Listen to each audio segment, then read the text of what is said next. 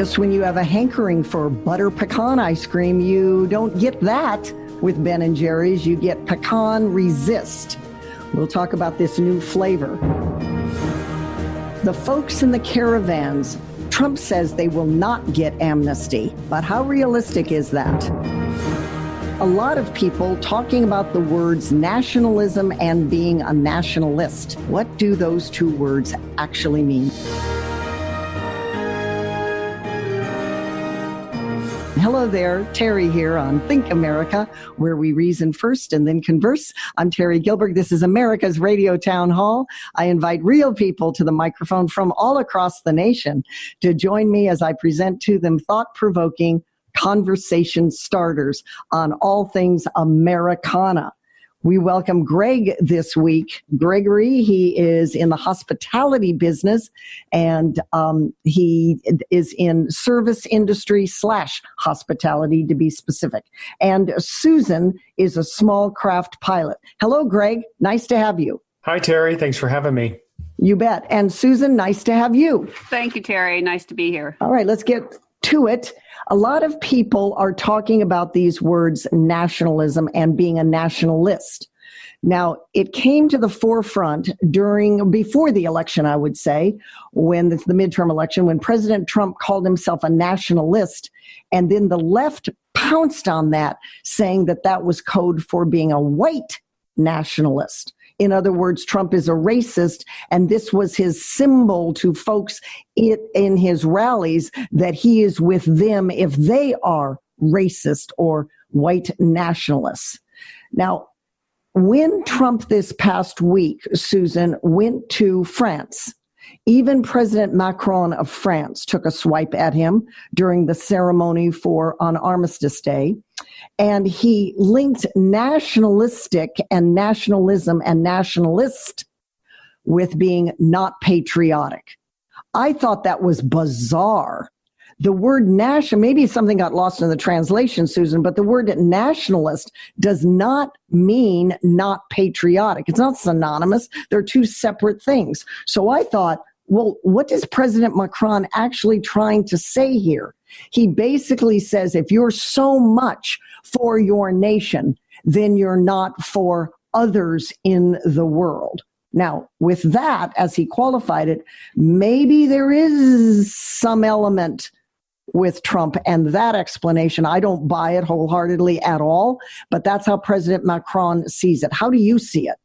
Well, I think President Macron of France did not have an education in the 8th grade. He would have learned the difference between ism and ist, and where in the world they get the word racist into the whole thing is beyond my grasp. It's ridiculous. Anybody can have an ism behind them for devotion too. Devotion. And for ist, what is that? It means it's action. I am an activist, that type of thing. But I think it's the most ridiculous thing I ever heard that the president Macron said the other day. I heard the speech and I thought it was out and out, just silly. It was bizarre because Macron is a globalist. And he kind of believes, I believe he believes, that everybody's got an equal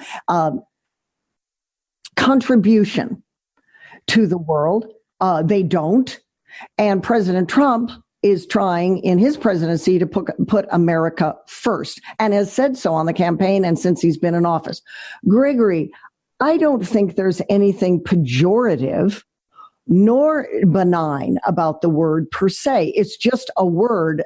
A nationalist is a person who advocates political independence for a country and has strong feelings for that country, dutiful to that country over another country. And I might add that the Olympics, for example, bring out nationalists from all of the countries that attend. And we salute and extol the Olympics. Even after 9/11, our entire nation was full of nationalists. So where did this word get such a pejorative understanding with so many people in the United States? Well, it's interesting. I think it's just another opportunity for people that lack any type of a debate or argument about a policy to just throw the word racist in there, like this Molotov cocktail, and they try to gaslight a situation of, in a sense, make it emotional, make it something that you can't defend. Tucker Carlson recently interviewed Nicholas Giordano from Suffolk County Community College. He's a professor there. And he said that nationalism it's what links us together as a country, and it compels a democratic consciousness. He gave the example that Hurricane Harvey, during that hurricane, people took their boats to help other people and their cars and their trucks, and they didn't care about what your gender or your politics or any of the rest of that. They were just helping one another. And he pointed out that nationalism really defeats tribalism. There's no loyalty in places like Afghanistan. It's all tribal, and they're all fighting one another, and they stay in that kind of behavior and in that kind of, they kind of wallow in that. People that have an issue with America's nationalism, they already are having an issue with America and all that's great about it. And all they seem to do is find problems with it. And the first thing that seems to be on the top of everybody's list these days is throwing out that racist card. And, when people do that, it's up to us to be, more responsible and just say, you know what, your racist card is denied here. Do you have a point to make? Good point. Susan, back to you. I noticed, since we were talking, your response just a moment ago regarding France and President Macron, when we looked at those pictures on Armistice Day, 100 years, and all of the French flags along the Arc de Triomphe, and all of the black SUVs that were going down and through the Arc de Triomphe with the French flags, I thought to myself, and this isn't nationalist for France? Are you kidding me? I don't see a colorful palette of various different flags from all over the world. I see the French flag repeated. This idea that other countries aren't nationalistic and their leaders aren't for the other country defies reality completely. It's bizarre. I have to agree with you completely with that, especially when they throw that word, white or racist in. Of course, you're talking to someone whose ancestors fought in every single war in this country, including the wars before the Revolutionary War. So I am very patriotic, and I believe in nationalism. And I really love to display my flag.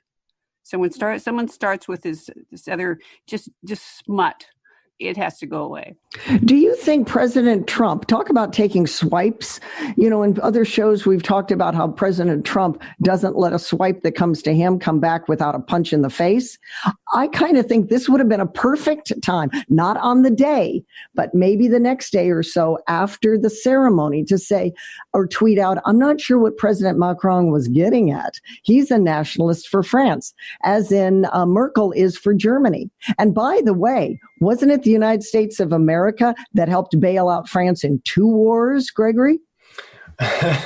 Well, as a matter of fact, Trump actually did tweet something out when he was referring to Macron. He said that, his popularity is at 25% and their unemployment is at 10%. So, I mean, he's just taken, he just presents the reality. Look, this is what's going on over here. And I think he did make some comment. I need to verify this for sure, but I think I didn't. You might have seen it. I looked and I didn't see any direct comment to counter Macron. And, the times I've criticized him for getting in the dirt, and I have, and I've said, take the high road. Maybe this is one time when he felt, Macron is just stepping on it. He's stepping all over this idea. So let him just wallow in his own ignorance. So maybe President Trump taking the high road here is the better course of action. But I actually thought he would make something directly to Macron about Macron's understanding of the word nationalism. Yeah, I mean, he was, I don't know if I want to say he was taking shots at Macron, but he definitely was tweeting out that, in response to him and just kind of making it known that, in his own way, Macron is a nationalist as well. And I mean, your example of all the flags, the French flags. I mean, I think that's, if that isn't evidence enough of somebody being nationalist, I don't know what is. Do you think, Gregory, while we're on this, before the election, when there were the Trump rallies, and he brought this word nationalist to the foreground, and speaking of CNN, we talked about CNN in the other edition of the show, CNN really pounced. And to me, it is so odd for this entire network that used to be so revered to get in the mud to say this is code for the white supremacists in the crowd, as if they know there's white supremacists in the crowd. I guess they just assume that there are. This is code to say, I'm with you and attaboy. Well, do you notice, though, that it's a pattern with them? It's a very interesting thing when they can't fight, they can't debate a policy. It's the first thing that they throw out is that something is racist, that it's code for this, it's a dog whistle for this. It's like that's the only thing they have anymore in being able to have a discussion. They don't even have a debate anymore about, the good that they could do versus the good the other person would do. It's not even about that. Now it's all about which has been the case of, their emotional hysterics all the time. But that's all they care about now is trying to hook people into the emotion. And the way they want to do that is by decrying racism. Now, in my opinion, I want them to do more of it because I want people to be so sick and tired of having to hear this that they just move to a point where, you know what? Now we don't believe anything you say. It's like the boy who cried wolf. You're devaluing racism in its true form when it does actually happen. And now you've made it to the point where, you know what, I don't even want to hear it. And every time you say it, to me, you just sound insane because that's not how the world works. Understood. Susan, if Trump keeps using the word nationalist, I'm a nationalist, and keeps defining it as America first, do you think that's a unifying message? I just almost don't know what to say about this because you both said things that are just exactly the way I feel. But I just feel so strongly, when are they going to stop this nonsense and give it to us clearly and stop infusing people with words and things that just aren't true? They just, they get people all riled up for the wrong reason. I don't know. I find it so frustrating. I see people all the time who start talking that way. I personally think that when we give the example of the Olympics, that brings out the whole very nature of it is nations competing against other nations. Nationalists from all countries are attending. That's a perfect example against this idea that if you use the word nationalist, that is horrific and pejorative and you should be a globalist. Then I think we can get the idea that the Olympics are great and so are all of these countries great, but some contribute and more effective and helpful than others. Find me, Terry Talk Radio. Find us on Facebook at that address and on our website, thinkamericaradio.com. Subscribe to our podcast there.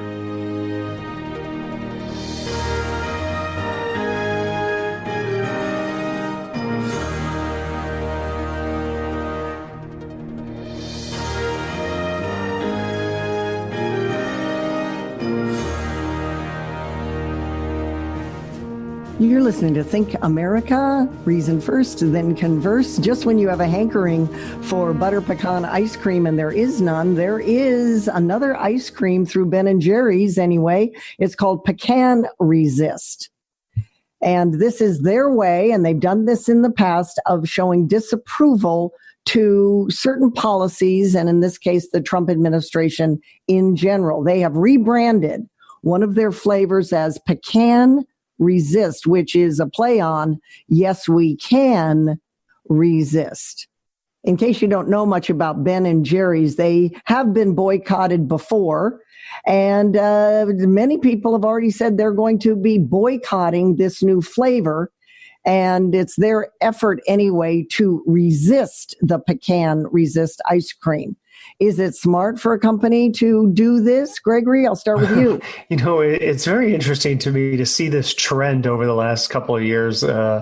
especially since, Trump got into office, is that it appears that companies and entertainers, they no longer care if they alienate a portion of their base supporters. I mean, I personally like the fact that they're revealing, who they are, so I know not to buy their products and I know not to go to their concerts.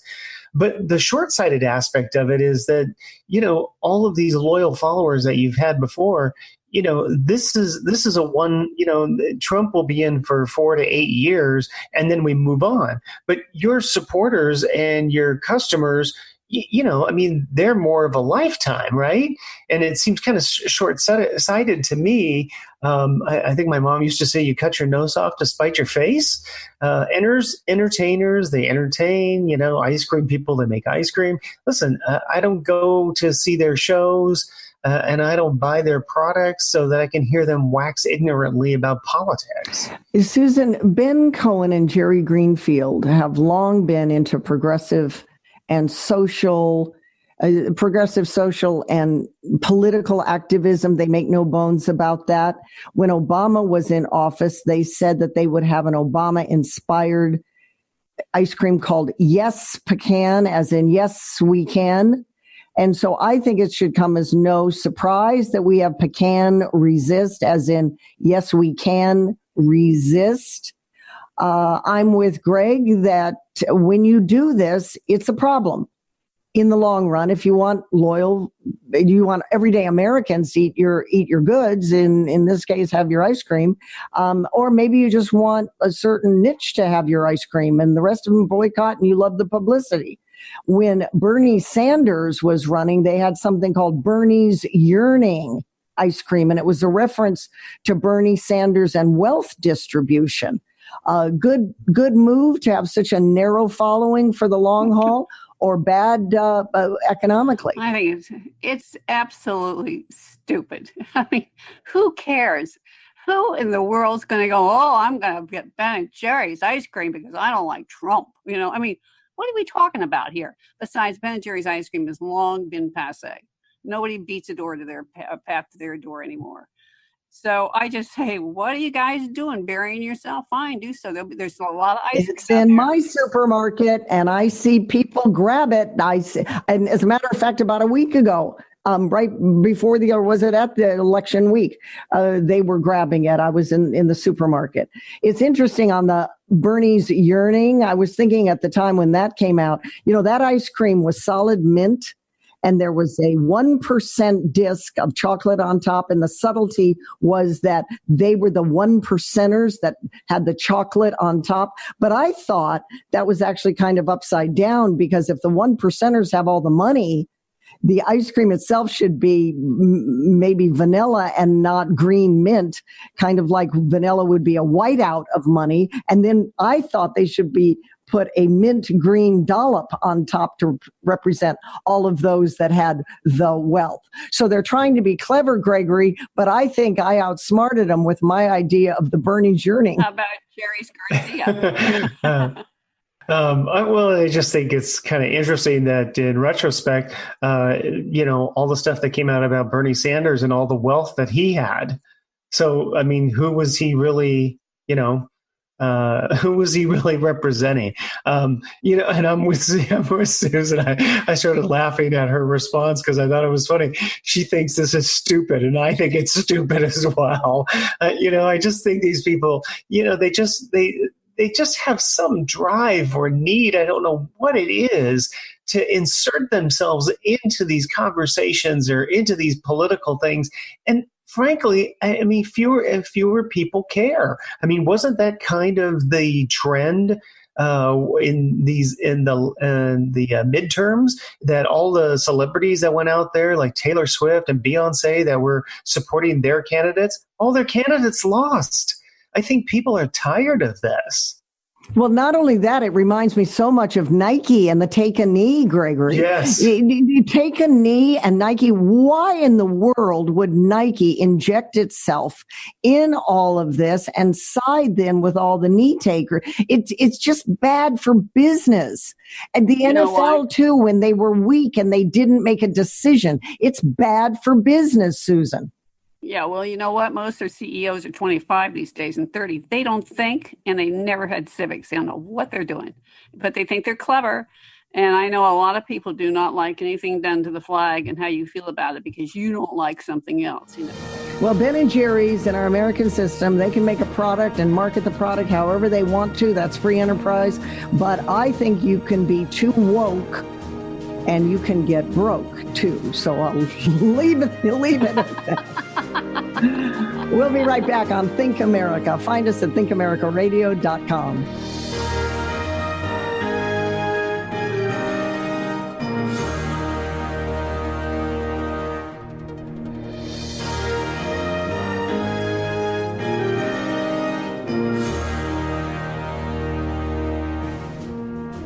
Welcome back to Think America with Terry Gilberg, where we reason first and then converse. I'm happy to explore all things Amnesty, at least for the next segment, with a Dallas-based deportation defense lawyer. He is George Rodrigues, an expert legal professional on all things Amnesty, as well as family-based litigation, green cards, citizenships. He's with Signs Rodrigues Law Offices in Dallas. Hello, George. Nice to have you on Think America. Thank you, Terry. I appreciate being on here. Good. And I appreciate this topic to get really into what really the president, you think, meant when he said the folks in the caravans will not be getting amnesty. It was such a blanket statement. I had to bring an expert on to try to decipher what you think he meant. I think based on the troops that are on the border and based on arresting people if they try to run across the border from these caravans, they won't get amnesty. That is to say, they won't get a case in front of a judge for amnesty. Do I have that right? Well, actually, there is no such thing as amnesty right now. I think what the president was really saying and sort of hiding is that they are not going to get due process, at least not due process under the law. And one of the things that we have to be very clear about is that the way the law is written, and it's not ambiguous in any way, is that anybody who arrives at the United States has a right to apply for asylum. That doesn't mean they will get asylum, but they do have a right to make a claim for asylum based on one of the 5 enumerated grounds for asylum, which would be persecution based on their race, ethnic background, religion, political opinion, or if they're a member of what's referred to as a particular social group, which is hard to define. But doesn't sometimes, if a person gets amnesty, doesn't sometimes their cases include, or excuse me, if a person gets asylum, their cases include a certain degree of amnesty? I think a lot of times the American people mix up those two terms. The caravan folks are claiming amnesty, and once they step over U.S. border, they get a case. But then mixed in with all of that, there's some of these cases that have to do with amnesty, correct? Well, there is no amnesty program. There is nothing in the immigration laws that would allow somebody to just enter the United States and stay. Usually the folks who stay are in deportation proceedings, and they either end up detained until their case is over, or they may be able to be placed on an ankle monitor until their case is completed.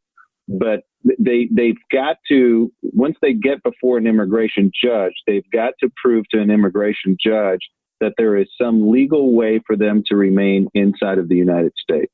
So when President Trump claims that the folks in the caravans will not get amnesty, do you think he's saying there will be so many guards on the military on the border or National Guard on the border that they won't be able to get across, so tough bananas?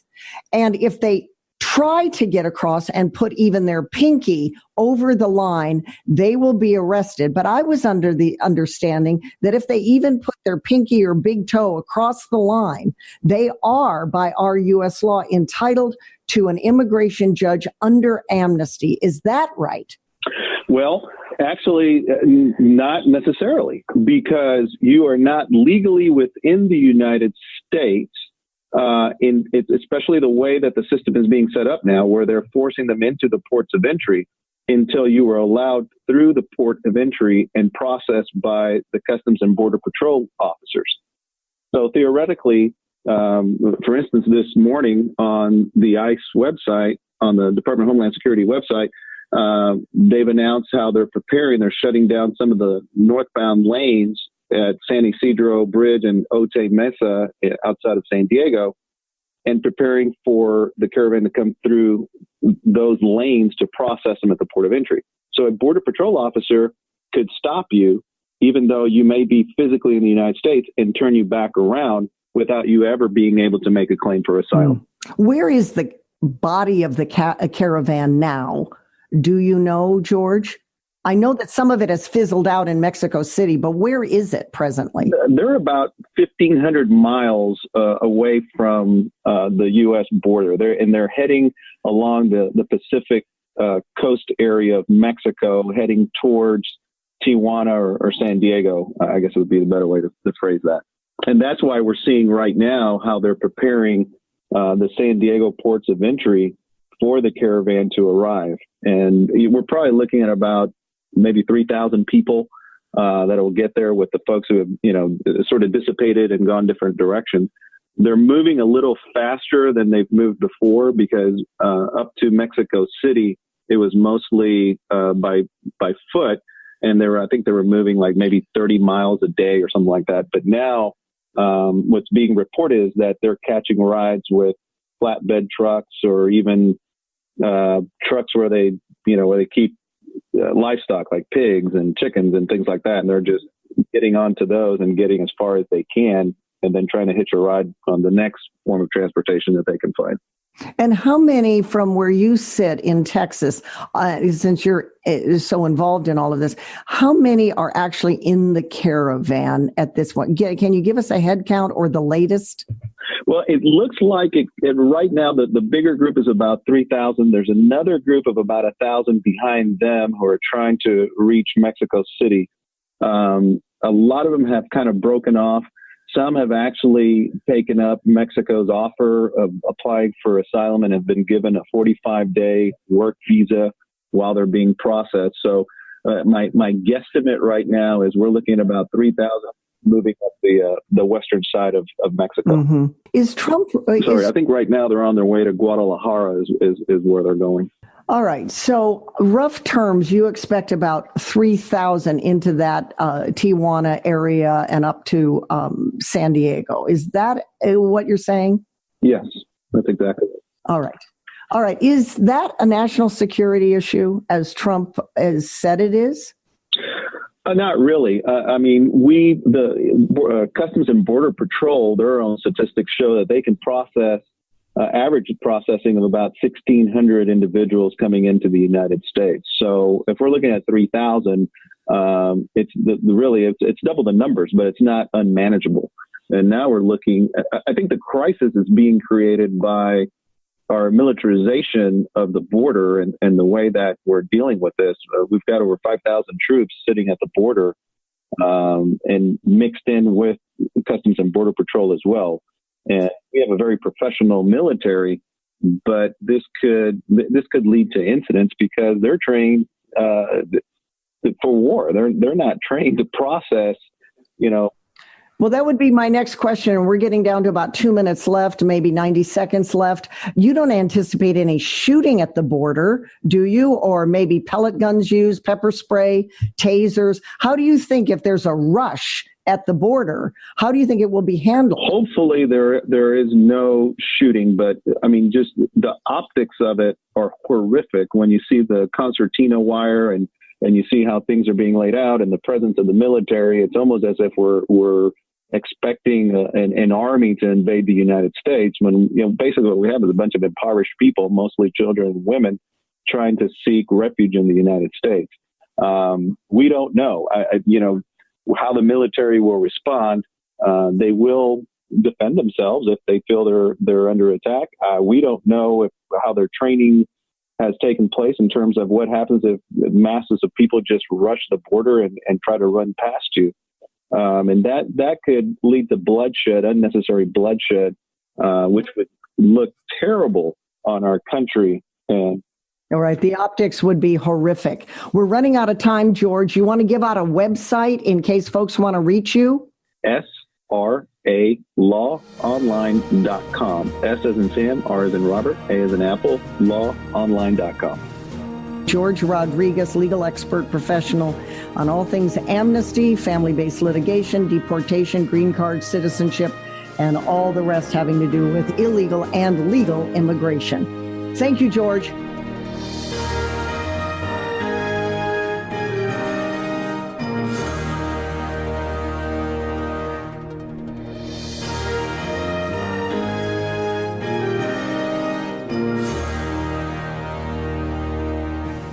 We're back on Think America. Subscribe to our podcast at thinkamericaradio.com. Find the podcast tab, click on podcast, download your favorite shows. There's a whole bunch of them there that are archived. Recently, the Boy Scouts of America decided to accept older girls into their program. We talked about this on Think America episodes over the last couple of months. But beginning in 2019, the Boy Scouts have said that it's critical for them to evolve so the older girls can be in their programs, and no longer will the word boy be part of the title. It is Scouting USA. You know, they took the word adjective boy out of Boy Scouts, and now it's Scouts USA as for the Boy Scouts. But as anticipated, Girl Scouts of America were going to get mad. Now they have gotten mad, and they have filed a lawsuit, Greg. It's a trademark infringement lawsuit. Their complaint is that the Boy Scouts do not have a monopoly over such terms as scouts or scouting, that it has hurt their program. It has created branding confusion. Some girls went to Scouts USA when they were really looking for Girl Scouts USA. And overall, they say it infringes on their economic prospects. Do they have a case?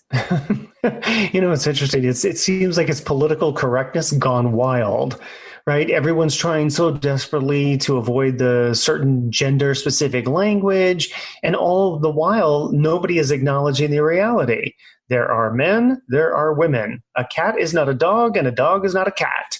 And, you know, what I see happening is what's eroding the brand of both of these traditional organizations is their participation in this nonsense. I think, you know, if people want to create an organization that caters to their specific community, then do it. If there are certain rules that qualify an individual, so be it. But, you know, the challenge the Boy Scouts have is that they're funded by companies which have a self-interest in not offending their customers. So they pressure the Scouts to engage in this insanity, you know, if they want to keep their funding. You know, it's just such nonsense that, you know, and again, you know, if they want to sue somebody, they can sue someone. Well, it's also a little history here with the Boy Scouts. There were these issues having to do with whether or not there would be gay scout leaders. That was one issue that the Boy Scouts had to deal with. They tried to overcome that by saying yes. Then there was gay scouts, and when are you coming out as being gay? Do you come out at 10, 12, 13, 14? And the Boy Scouts were dealing with that, because if there were gay scout leaders, then maybe you could tell your gay scout leader that you're gay as well. The Boy Scouts had to deal with that.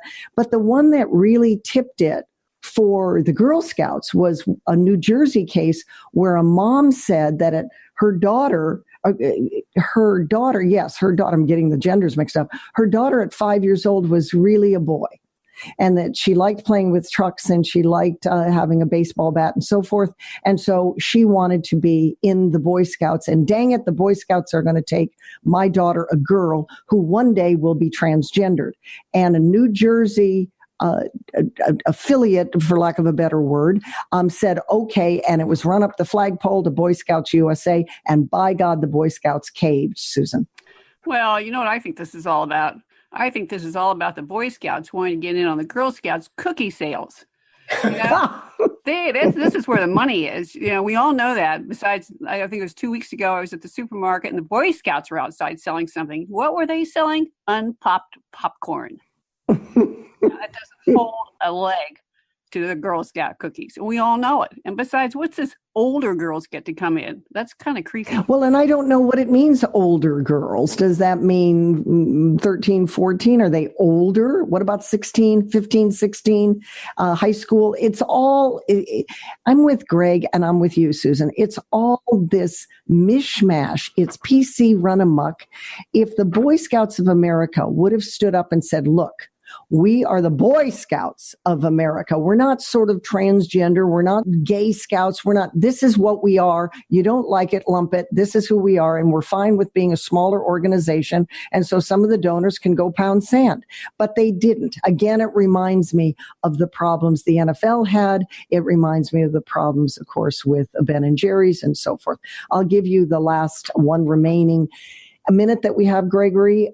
Scouting USA sent this message that keeps now Girl Scouts out, and the Girl Scouts are suing. Do you think they will prevail? Well, it's hard to know. If you get a judge in there that wants to make policy, I guess they'll do it. But I'll tell you one thing: when I was a kid, if we had a club in our neighborhood, certain people weren't allowed, and that's just the way it went. Then you went off and created your own club. All right, let's leave it there. We'll see what Megan has to say when we return on Think America.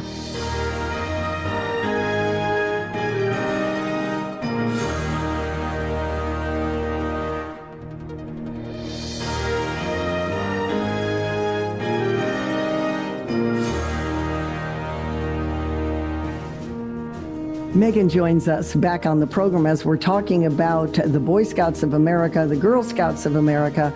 Boy Scouts became Scouting USA. They said it was critical for them to evolve. But now the Girl Scouts, because this is going to kick in 2019, the Girl Scouts are saying, well, you knew it was coming. We now have filed a lawsuit against you. And I kind of am in their favor, Megan. The Boy Scouts, or Scouts USA now, that take older girls in. The traditional Girl Scouts of America, you could see it coming. They say it created a lot of branding confusion. I tend to agree with that. Some of the girls went to Scouts USA rather than to Girl Scouts. It infringes on their economic prospects, and they're mad as heck. And they do not appreciate the Boy Scouts of America, or now Scouts USA, dominating the term "scout me in," sort of usurping that term. They say they don't have a monopoly over the word scouts or scouting. How do you see this? Yeah, the Girl Scouts actually might prevail on this one, Terry, for all of the reasons that you illuminated. The fact that it is confusingly similar in the market, that's really what the court is going to be looking at. Can people tell the difference between Girl Scouts of America, Boy Scouts of America, and Boy Scouts and Scouts USA? And the answer is probably no.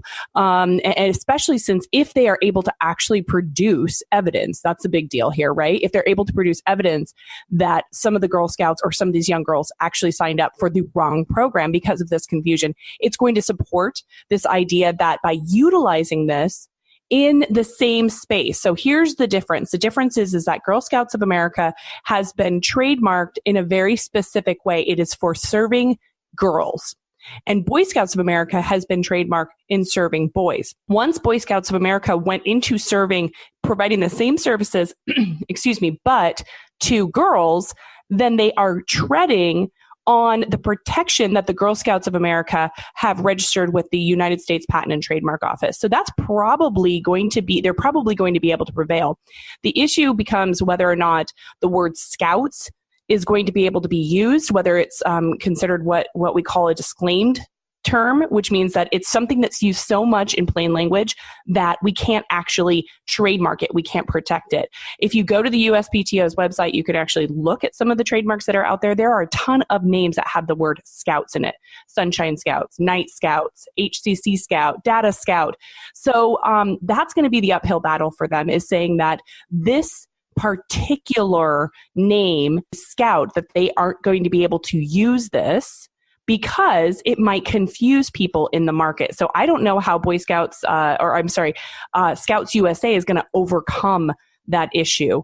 I do like the idea of having, on a non-legal analysis, I like the idea of being able to have multiple versions of these kinds of organizations. I like the idea of a Girl Scouts, I like the idea of a Boy Scouts, and I like the idea of it being combined.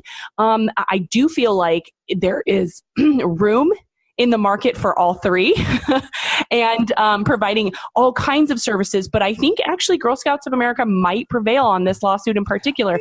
Getting back to Girl Scouts of America possibly prevailing because it has interfered with their economic prospects.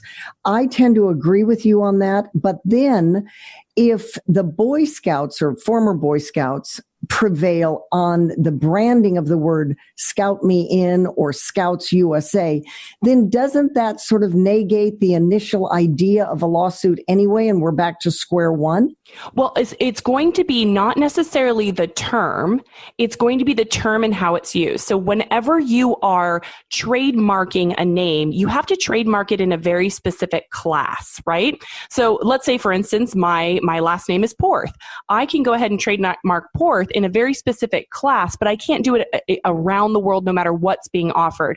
The issue here becomes them trademarking that name specifically in developing and providing leadership services to young girls. All right, we'll see how they make out. Let's switch to Change Your Life Technology, sponsored by yourcontractshop.com. It's estimated that up to 750,000 children die each year from vitamin A deficiency. So a professor, James Dale, out of Queensland University of Technology in Australia, actually came up with a biomodified banana that's been developed to enhance, in fact, double this vitamin A in bananas. So what they've done is they've taken a banana that originated out of Papua New Guinea, that's naturally very high in vitamin A, and they inserted it into a Cavendish banana, and they're disseminating these in all of these developing countries to help combat blindness and even death for some of these people. Good job, Megan. Thank you. Greg, thank you very much from the hospitality industry, and Susan from the airline industry. We appreciate both of you on the program. You can always find us at thinkamericaradio.com. Remember, think America, reason first, and then converse. See you next time.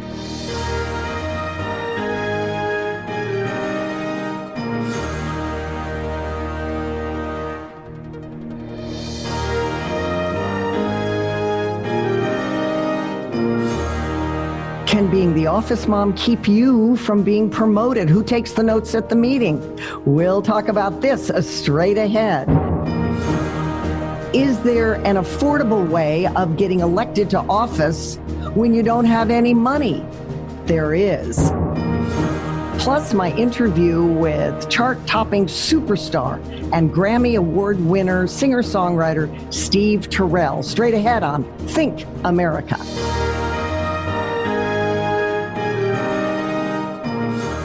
Hello there, Terry here on Think America, where we reason first and then converse. I'm Terry Gilbert, your host. This is America's Radio Town Hall. I invite real people to the microphone to download on thought-provoking conversation starters about so many things in our diverse nation, all things Americana. So I welcome real people to the microphone. Today we have Gregory, who is in the resort and hospitality business. Hello, Gregory. Good morning, Terry. Nice to have you, and let's get started right away. I want to get to this first topic. What do you, Gregory, expect from a White House correspondent anyway? Now, let me tee this up for you so that we can have a good, robust discussion.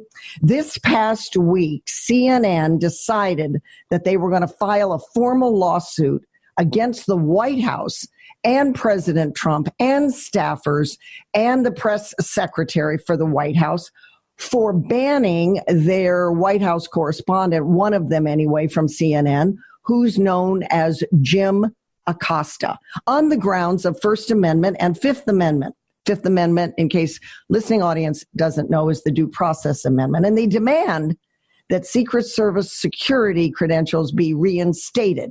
If you didn't check out this story, Gregory, one of the reporters was banned because Jim Acosta, in my humble opinion, is pretty acoustic or caustic He is a mic hog. He doesn't necessarily respect other journalists in the room.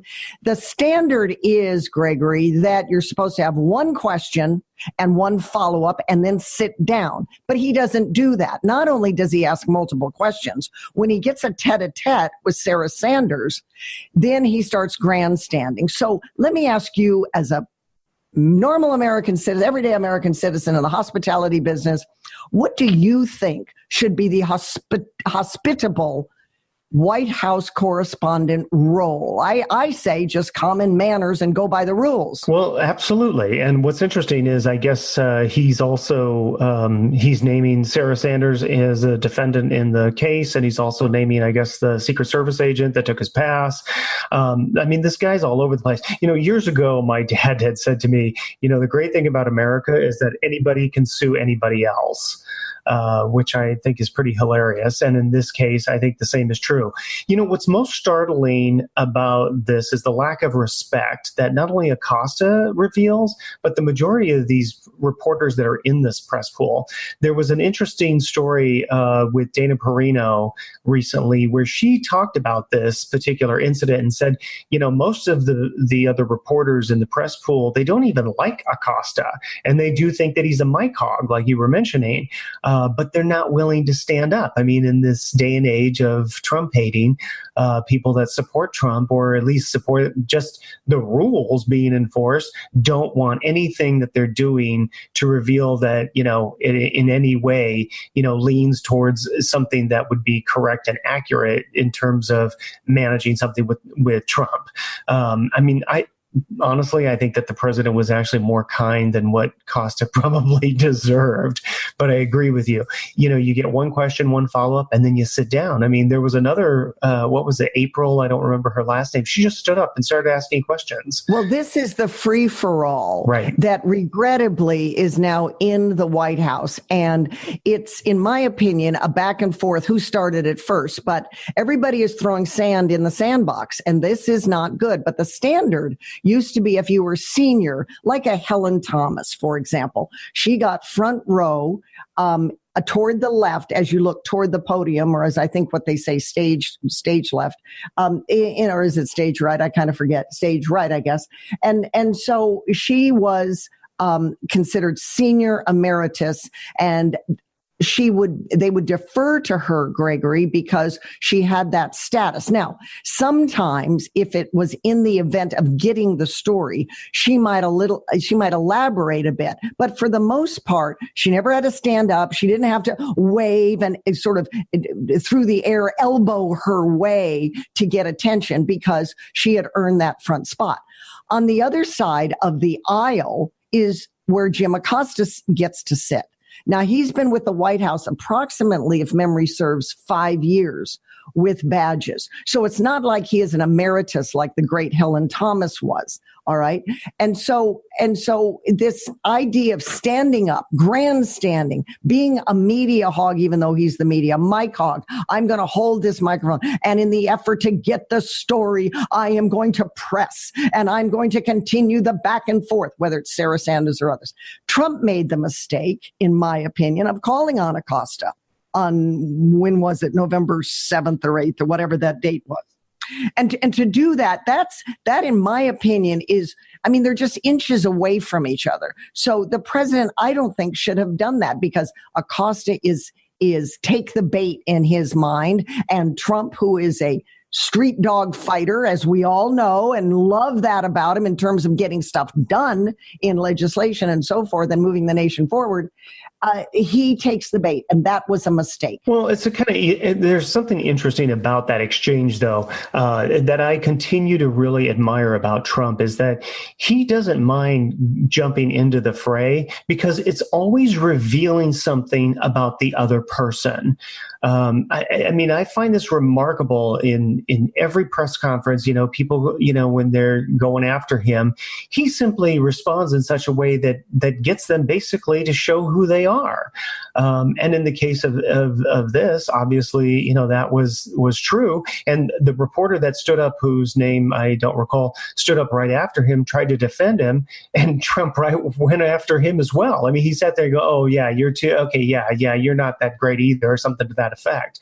Right. It was a reporter from NBC, as I recall. And the earlier reference is April Ryan for American Urban Radio. But in any event, do you think CNN, Gregory, has a leg to stand on this lawsuit? It's very interesting. Ted Olson, the famous Ted Olson of the Bush administration, is actually handling the lawsuit suing the White House. Imagine that. That's going to be kind of interesting. I would not have thought somebody with the integrity and character of Ted Olson would even step into this particular shenanigans. But what my understanding was from listening to Perino talk about this just the other day was that, these people serve at the pleasure of the White House. They don't have to get a White House pass. They're not entitled to anything. And that's the piece that I think keeps getting revealed about April Ryan, about Jim Acosta, and the other people that want to play this game. They think they're entitled to not only have access to the president, they're entitled to say and do whatever they want based on the Free Amendment. Listen, Jim, you can have your freedom of speech all you want. You're just not going to do it here. That's all. You can do it across the street. You can do it at home. And Gregory, funny enough, he popped up in Paris. I don't know if you saw that. The day after he was banned and Secret Service took his credentials, CNN put him on a plane to Paris for the World War I commemoration of Armistice Day, where all the world leaders were this past week on Monday for Armistice Day commemoration. No, actually, it was the 11th was Sunday, but he popped up there to be there Saturday, Sunday, and Monday. He may be home now. And he was telling the world through his Twitter feed, "Hi, here I am right by the Eiffel Tower. I'm waiting for President Trump." To me, Gregory, this is showboating. This is grandstanding. And now it's the news doing news on itself, which says to me, it's about a guy that's trying to make a career move for himself to be so famous and because of the controversy, that it's not about being a good mediator to the people from what's happening in the White House. It's about him being the news. And that's a very dangerous place to be in. And if I was CNN, if I was at CNN and being a mover and shaker at CNN, I would give him a good talking to. You are a mediator. It is not about you. It is about the story. Well, but he's lost that for me. Well, what's interesting is, I don't know if you're familiar with who Dan Bongino is, but he has a pretty successful podcast, and he's just written a book called Spygate about the whole. Yes, I know Dan. Yes. So what's interesting about that, he made a really great observation the other day where he said, the Democrats just gained all these seats in the House, and they gained the majority of the House, and the story is about Jim Acosta. He goes, it's just the most remarkable thing that Jim Acosta is constantly making the story all about him. Correct. And if he gets his press pass back in, his security hard pass, it's actually called, when you've got room to go into and move freely, by the way. Move freely. That's what's important. Our audience needs to know that, because the quote office can be on Air Force One. It can be in Paris, France. It can be in Cuba. It can be wherever. The Secret Service knows you, and they're not holding your hand every step that you make. So you come and go because you've been cleared. That hard pass is huge to do his job. But I guess the rest of what is imperative for this listening audience to know is this question, Gregory. Is America lost without Acosta's reporting on White House matters? Not one bit.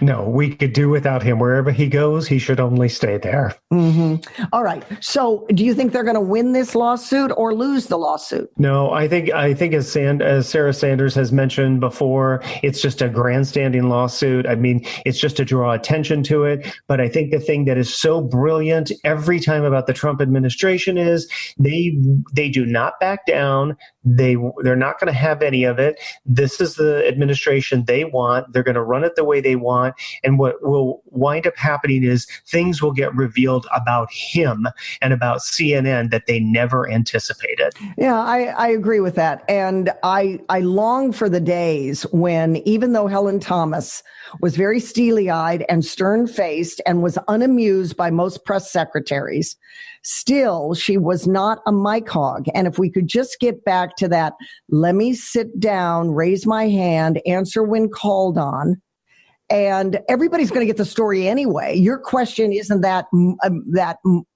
isn't imperative enough that other people haven't thought of that question as well and the answer. So, but what's interesting is that people aren't even understanding. This is the president of the United States, right? Whether you like him or not. Mm-hmm.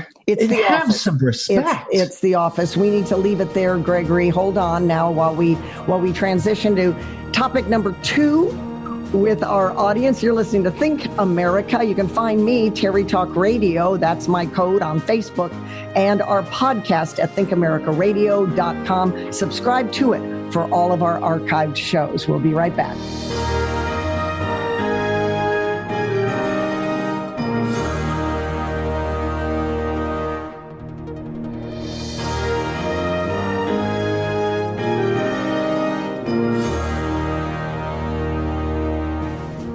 We're back on Think America. Susan joins us. Susan is another Terry's Talker. She is a small craft airline pilot and active with DAR, Daughters of American Revolution. Nice to have you on the program, Susan. Thank you. What did I miss? All right, let's get to this now. I've been curious about this topic, and I'll go to you first, Susan. Can being the office mom, do you think, keep you from being promoted? Who takes notes, for example, at meetings? Who cleans up the office station? Who organizes the office parties? Many times that person is a woman, sometimes dubbed as an office mom. And that person often can get the reputation that she ain't the boss. She's support services for the boss and for the office community. So I'll start with you, a woman that you are. If you're a woman, should you be doing non-promotable tasks? Well, if I'm asked to do something like get the coffee, I'll get the coffee. However, if I'm told every day you make sure you got the coffee, I'll probably talk to somebody about this and say, this really is not the job I signed up for. And so the boss says, yeah, but you're so good at making those espressos, keep on. Say, no, I'm not going to do it. Well, I might lose my job, but I really don't want to be known as the person that sits in the corner and never gets anything done but getting coffee for people. That's not my kind of a job. But it's funny you say that, because when people interview, a lot of times they know that that's one of the things that they're going to be doing. So all of a sudden they're in that job and they are getting the coffee and doing the phoning and everything. And they didn't want this. And yet they're complaining about it, that they didn't get the job. You know what is at the heart and soul of this issue is whether or not you are a good office mate and you go along and you are nice to your colleagues and you're a team player. And the other element, I think, is whether or not it's in your job description. And that's the bigger element, Gregory. So often we sign up for such and such a job, like Susan was alluding to. But what happens is when you're good at that and you're efficient, effective, you get your stuff done. There might be some lag time. And so if you're a type A personality, often you go, oh, well, I'll organize the Thanksgiving holiday party. I'll go the extra mile to be a good team player. And then the boss piles it on. And it's hard to reverse all of that because all of that isn't in your job description, and yet you're doing it. Well, one of the things that I think is, that Susan just mentioned, which is, paramount in all of this is choices. You have a choice. You have a choice to do this or to not do it. And every time you do it, you're sending the message that I'm okay with it. It occurs to me that the same women who, and not all, but some women who might see themselves as kind of victims to circumstances in life would likely be the types that would find themselves volunteering because they already think that they have to prove themselves beyond whatever the standard might be because they're a woman. Listen, I have to do this because I need to prove myself. So I'm going to do not only my job, but all of this other, tomfoolery at the same time. If a person has a filter of life that they are victimized by the world around them because of their gender, their issue is far beyond just volunteering for office work. It's more about not having effectively dealt with whatever puts them in that mindset that when presented with such, a challenge at the workplace, that they would give into it. Why would you do that? Again, it becomes a choice. If you're making a choice to go ahead and make the coffee every day, then you got to be okay with whatever that outcome is. And if you're not, then you know what? Don't make that choice. And like Susan was saying, if that means that I don't have that job, fine, then you'll find another job. Hey, I was looking for a job when I found this one. It's interesting that you say that, and it's easier said than done, I would say to both of you. Many times we start a job and we can't really know what's in it for me or for others or what the boss really has in mind. We start a job, then there's a new boss, then the work starts to pile on. And for the good of the order, to use that old expression, many times women step up and say, I'll just get her done. And interestingly enough, in my own career, when I've done that, sometimes it works against me and other times it works to my advantage. For example, I have had in my career, I used to work in television news. My audience may know this. There have been a number of bosses that says, well, if anybody can do it, Terry can. So I would, because I was a leader in the office, be sent out on special projects because I already stepped up in that sort of volunteer way, Susan, as a leader would to get her done. And so then I got some benefit of other tasks that others who are steadfast in, I won't do it because it's not in my job description, and they get bitchy and whiny about it, they never got chosen for the next level. Susan. Well, actually, I think I'm a great team group person. And I do know one thing. I never want to get the coffee, but maybe once every 6 months if somebody's sick or in the hospital with a broken leg. However, I do know enough to say to the person who's definitely a young person in the field and is under me, how about getting the coffee for the next 6 months? How about doing that? You do that, I'll let you go. We'll get you somebody else. Well, I used coffee as the example, and coffee does seem to be kind of a sophomoric, pedestrian kind of job. But there's the office parties. It's the person who can rally others. So there's a lot to this question. It's a very interesting question. There's times I do admit, I wish I would have said, look, boss, that's not in my job description. Because, as I said before, sometimes it worked to my disadvantage. We'll leave it there. Straight ahead, my interview with Steve Tyrell, international songwriter and music sensation.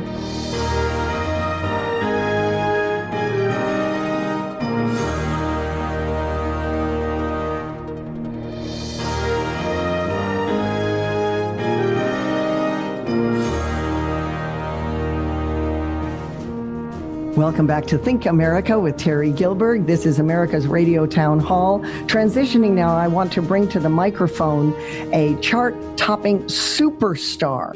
You know him as a Grammy award-winning vocalist, a songwriter, multifaceted personality, and a gifted musician, 5 decades as a songwriter, producer, vocalist, music supervisor. There isn't a thing he hasn't done in music, I don't think. Steve Tyrell is with us. Hello, Steve. So nice to have you on Think America. Thank you for having me, Terry. It's a pleasure to be on your show. Well, thank you. All right, let's get right to it. You're known for working on the production team of Burt Bacharach and Hal David and Dionne Warwick, and you've worked with giants like Linda Ronstadt and Diana Ross, Rod Stewart. What's your favorite experience? Your absolute favorite experience with all those stars? Well, when you have an opportunity, I mean, I've been doing it a long time, to work on records that were, sung by these great people, it's hard. You can't really say you have a favorite because they're all great, Like, would you rather work with Ray Charles or Rod Stewart or Linda Ronstadt or Dionne Warwick? They're all great, and I couldn't pick I could pick things that happened maybe, but I wouldn't pick one artist over another in that category. One of the songs that really grabbed me when I was younger was Alfie.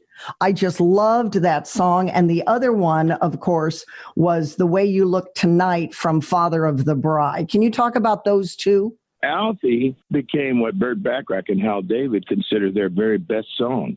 That they wrote written 75 top 5 hits or something. But it was written for the movie Alfie. And Dionne Warwick didn't even sing it in the movie. Cher sang it in the American version, and Cilla Black sang it in the English version. And a lot of people recorded it, and a lot of people but it wasn't a hit. No, it didn't really have any traction until Dionne Warwick released it and sang it on the Academy Award, and then it became the hit that it was. That happens a lot, I say Dionne Warwick rescued that song and made it famous. Just like I say a lot of people talk about Frank Sinatra, and say, why don't you do a Sinatra song? And I do lots of them. But the truth is, he rescued the Great American Songbook too. Most of the songs, like The Way You Look Tonight that I sang, that you're talking about in the movie Father of the Bride, that calls a lot of attention to that song. People fell in love with, that version and that moment in the movie with Steve Martin, his daughter dancing. And when the Oscars came out, people asked me, why didn't that song get nominated for the Academy Award? And I said, because it already won it in 1935. It did it. I did not know that. Yeah, Fred Astaire sang it in a movie called Swing Time with Ginger Rogers. And it won the Oscar in 1935. But we didn't get around to recording it till 1992. Frank Sinatra had the best version, the most popular version of it. But he didn't record his until the 50s, sometimes in the 50s. And well, I love that song. I think it is tremendous. It's so beautiful. And then there's others like The Look of Love, and a really famous one this entire audience will remember, except very, very young people. And that's Raindrops Keep Falling on My Head. Right. What a hit that was. Well, that's a song that Burt Bacharach and Hal David wrote for the movie Butch Cassidy and the Sundance Kid. And they had been nominated 4 times for the Oscar before that song. And they played it for a few people. I think Ray Stevens was somebody they played it for, who had a #1 song out at the time called Everything is Beautiful. And I think maybe even for Neil Diamond. I can't remember, but they played for a couple of people who turned it down. And then B.J. Thomas was my friend from Texas. We're both from Houston, and he was on the label. I was the head of A&R and promotion for Scepter Records, so I was in charge of promoting the records and signing new artists and stuff like that. And I brought B.J. to Scepter, and we immediately had a hit with I'm So Lonesome I Could Cry. And then we had a song called Hooked on a Feeling. And BJ was in between records at that time. And so, I suggested BJ, why don't we use BJ on that song, Raindrops? And they did. And of course, it turned out to be like gigantically successful. It was the second biggest hit of the whole decade. The only Let It Be by the Beatles was a bigger hit than Raindrops was. A huge, tremendous hit.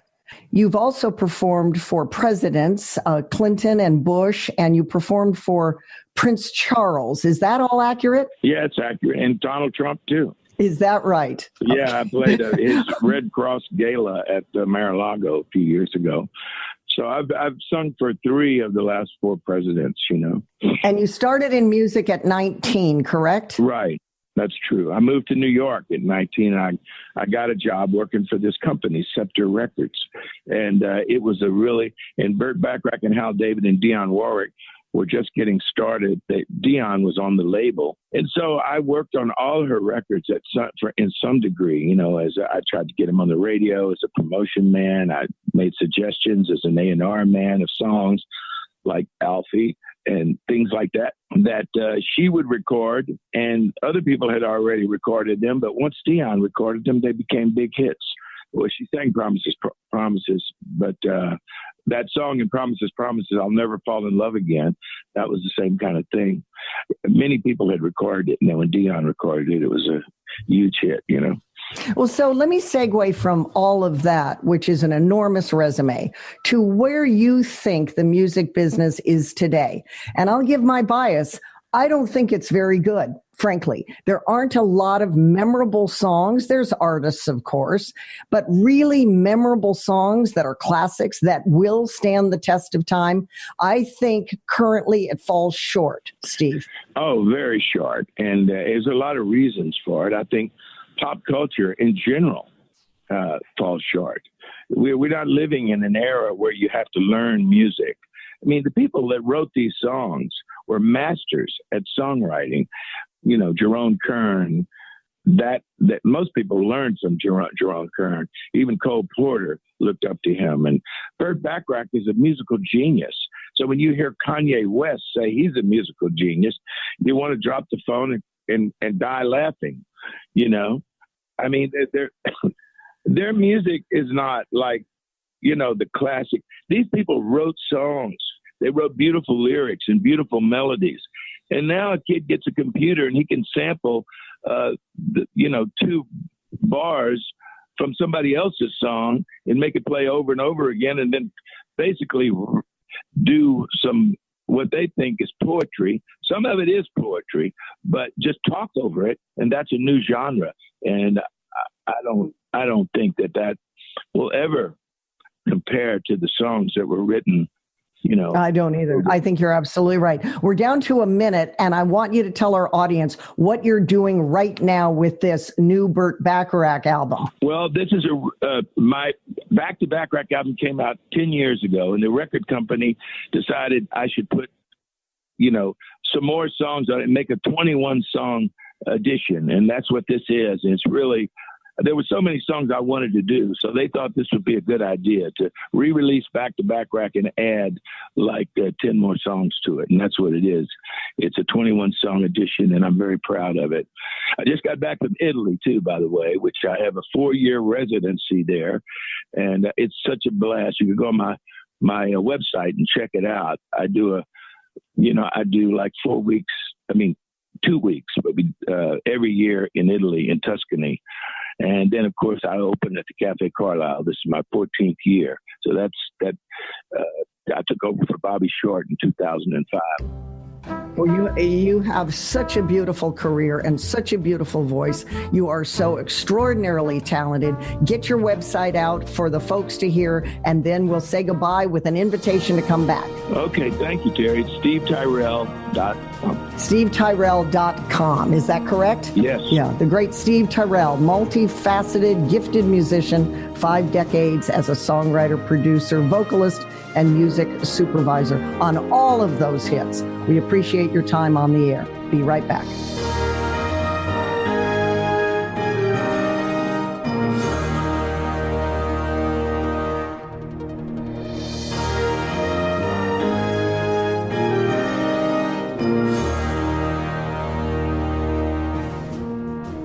Welcome back to Think America. You can find us at thinkamericaradio.com. Subscribe to our podcast there. Find me on Facebook. Terry Talk Radio is the link. Is there an affordable way of getting elected to office if you and your friends have no money to kick in for a campaign? Well, there is, and it's called, you might be familiar, crowdfunding. It's actually helping out many people balance the big money necessary that you get from a PAC or a political action committee with money that could be even bigger if you create a crowd that funds it from online and from afar. Gregory, what do you think about this? Is this sort of the way of the future, particularly with younger people that want to get into elected office? I like the idea. I've actually participated in a couple of crowdfunding campaigns in the past, and it's really power to the people, right? I mean, crowdfunding is a great exercise in free market principles. People are voluntarily giving their dollars to show support instantly. And then it gives people like you and I the ability to support a candidate outside of the blessing of either of the political parties. We're not waiting or hoping the RNC or DNC is going to support the individual we're enthused about. We're putting our dollars towards supporting the candidate in a direct and instantly recognizable way. I think it's fantastic. I think some of the questions that come up are about, where is money dispersed to, and who's benefiting and that kind of stuff, because is the money always going to where it's supposed to? But I think, those details, will continue to evolve as this continues to evolve, because I know it's been out there for What's about interesting 10 years. I see about it is it's a more organic and it's a more truthful way of putting your money where your mouth is. The downside, Gregory, is that how are those people truly accountable to the donors? Let's say it's Joe Blow and he could never run for political office. He doesn't have a track record, he doesn't have a resume, but he's got a lot of fans. And then he's got to be responsible to the donors. I can just see a nightmare coming from that down the road. Susan, go ahead. I have to agree with you. I think it is a nightmare, because once I've given my $20, my $100, my $5,000 to something, I want some action. I really do. This is why you're doing it. You want action. You want to not be around the big boys. So for me, I would never really get involved in something like that, because I know that my money I'm giving is really a giveaway. I'm not going to see any action for it. And it shouldn't be a giveaway. For example, let's look at what's happened in Florida this past week. They are now having an official recount. Reminds me of the hanging chads. Reminds everybody of the hanging chads back with Bush-Gore campaign. But Gregory, they're going now through the painstaking work of looking at every ballot, because if they don't, both sides will sue.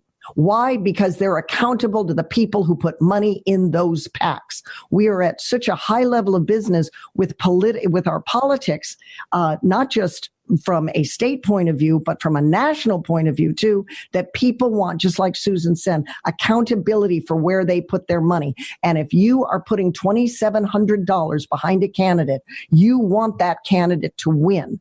Oh, sure. Yeah. I mean, the basic line, this from, my position in life in general, is accountability and responsibility. I mean, it's super important. But I mean, what's fascinating to me is, it's my responsibility and my accountability to self to make sure that the person I'm giving this money to is the person I want to give this money to, that they have some, that I've communicated in some way, that I'm understanding who they are and what they're going to do with this. Now, all life is trial and error.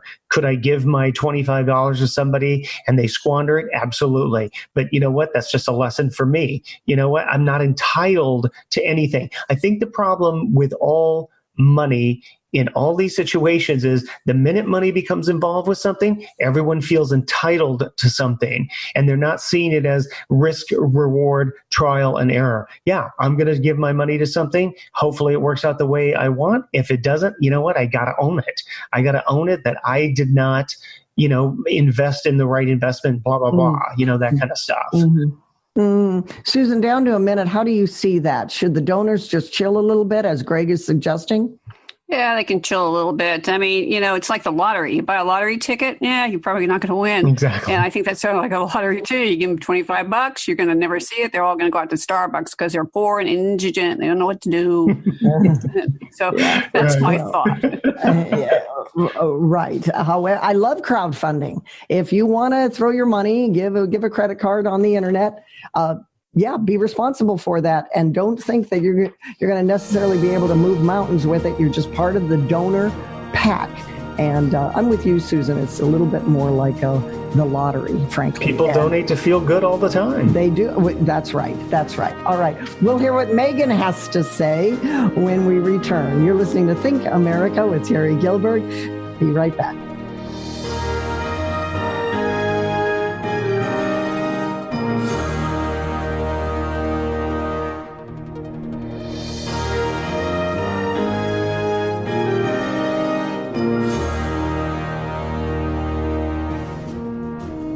We're back on Think America. Megan Porth joins us. Megan is an attorney and she's a mom and she's libertarian, always interested to get her ideas about this segment and all the segments she comes in on the program. And here's one. It's this crowdfunding idea to finance a political campaign, especially, Megan, for those people that don't have any access to big donors that are traditionally part of political action committees.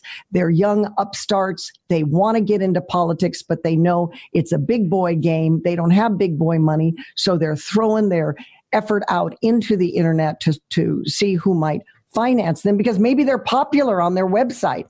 And so crowdfunding is now a way to do that. Do you agree with that? Do you think that's a good way? And what's the downside as you see it? Yeah, you have to imagine, Terry, as a very typical millennial, I love crowdfunding, but it's probably not for the reasons that you're thinking. I mean, obviously, I love the accessibility. I like people being able to get online and easily fund campaigns that they like. We live in such a fast-paced world. There are a lot of things pulling at us. The easier we can make it for individuals, especially young people, to engage in the civic process, the better. We're going to see more people doing that if it's easy enough for them to just get on their phone and make a contribution. I also like it because it helps with the issue with factions. So obviously our founding fathers developed checks and balances and various systems, including the Electoral College, to ensure that factions can't take control and take over the government. But unfortunately, that still happens simply because money talks. So instead of having simply a large group of small donors, we now can combat it with maybe a small group of large donors. We have a large group of small donors now. And the thing that I like is it also sends a message to specific politicians. This midterm election was absolutely unprecedented, Terry.